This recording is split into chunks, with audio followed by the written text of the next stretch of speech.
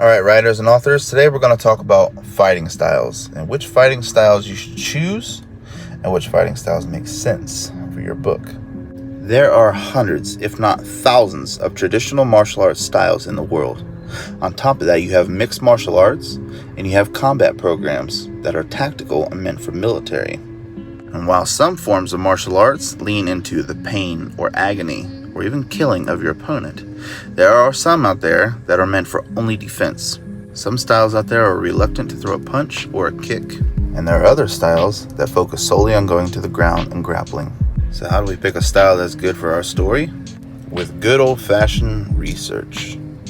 For example, if you were writing a story that is medieval setting, it wouldn't really make much sense for your characters to be doing Kyokushin karate or Brazilian jiu-jitsu.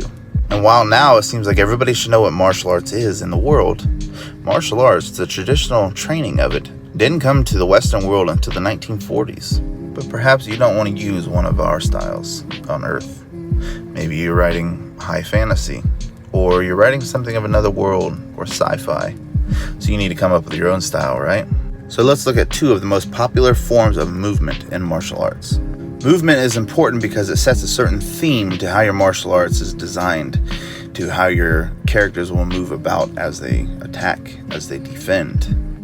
So the first movement we're going to look at is linear. Now linear is just as it sounds. Forms of linear include karate and taekwondo.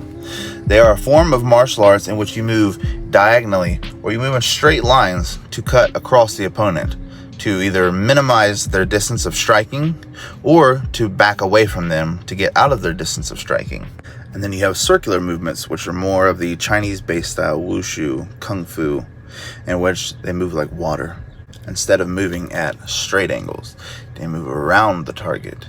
And while it depends on the combatant, usually linear movements are faster, while circular movements are more graceful.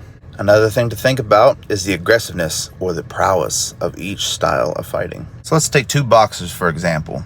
You have one boxer that is throwing heavy haymakers. He's hitting hard, right?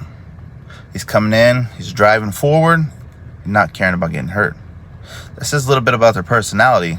Maybe they're a little bit more reckless, or maybe they're just tough as hell. Either way, they're charging forward, they're not worried about getting hurt. They're looking to put the opponent down first. So they're hitting hard, they're hitting fast. And on the other side, you have a boxer who is leading with jabs. He's feeling out for distance.